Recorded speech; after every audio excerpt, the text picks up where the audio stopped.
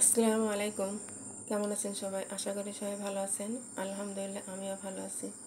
আজ আপনাদের জন্য একটা রেসিপি নিয়ে আসলাম। পুঁই শাক ও মসুরের ডাল দিয়ে একটা মজাদার রেসিপি। তো এটা কীভাবে রান্না করি দেখুন। তো আমি আগেই চুলায় কড়াই দিয়ে তেল দিয়ে পেঁয়াজ মরিচ আর রসুন দিয়ে নিয়ে ভেজে নিচ্ছি। তো এটা খুব একটা বেশি ভাজবো না, হালকা করে ভাজবো। তো এখানে মসুরের ডাল আমি আগে থেকে ধুয়ে পরিষ্কার করে নিয়েছিলাম, সেটা দিয়ে দিলাম। আর দিয়ে দিলাম রসুন ও পেঁয়াজের পেস্ট। তো দিয়ে একটু হালকা করে ভেজে নেব। তো এখন দিয়ে দিলাম আমি আগে থেকেই পুঁই শাক কেটে ধুয়ে রেখেছিলাম, সেগুলো দিয়ে দিলাম। দিয়ে উল্টে নেড়ে নিচ্ছি, ভালো করে নেড়ে দিতে হবে। তো আরও যেটুকু ছিল সেটুকু দিয়ে দিলাম। লবণ দিয়ে দিলাম, হলুদের পাউডার, একটু ধনিয়ার পাউডার দিয়ে দিলাম। দিয়ে আবারও ভালো করে নেড়ে দেবো, উল্টিয়ে সুন্দর করে নেড়ে দিতে হবে।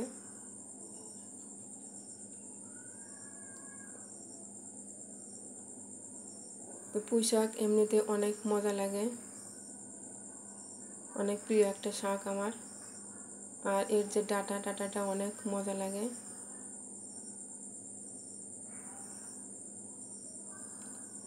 তো এটা আমি মাসকলাইয়ের ডাল দিয়ে রান্না করতে চেয়েছিলাম, কিন্তু দেখি যে মাসকলাইয়ের ডাল নেই, মুসুরের ডাল আছে, সেজন্য মুসুরের ডালটা দিয়ে রান্না করছি। মুসুরের ডাল দিয়ে অনেক মজা লাগে, দু ডাল দিয়েই অনেক মজা লাগে। তো এখানে পানি দিয়ে দিলাম, খুব একটা বেশি পানি দেব না। ডাল সিদ্ধ হওয়ার জন্য যে পানি সেটুকু দিব। ভালো করে নেড়ে দেব। তো এখন ঢাকনা দিয়ে ঢেকে দেব।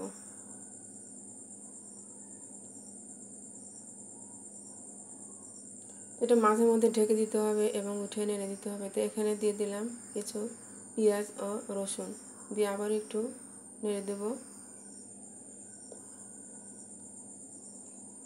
তো এইরকম পুঁই শাক কে কে রান্না করে খান, এরকম করে বলবেন।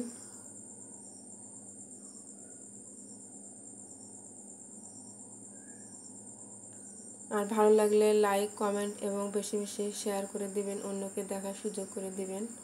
আর সবাই ভিডিও দেখলে আমরা উৎসাহী হই, উৎসাহ পেয়ে পরবর্তীতে ভিডিও বানাতে পারি, অনেক ভালো লাগে ভিডিও বানাতে।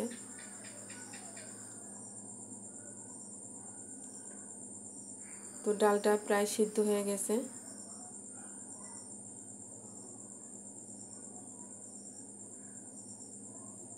আবার একটু ঢেকে দিলাম।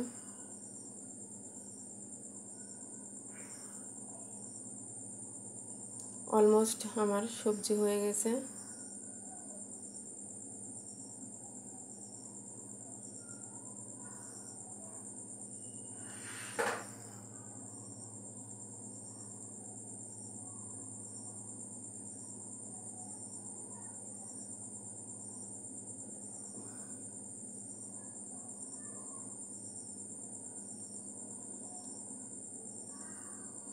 তো হয়ে গেছে আমার মজাদার পুঁই শাক ও মুসুরের ডাল দিয়ে মজাদার একটা খাবার। তো ভালো থাকবেন, খোদা হাফেজ, আসসালামু আলাইকুম।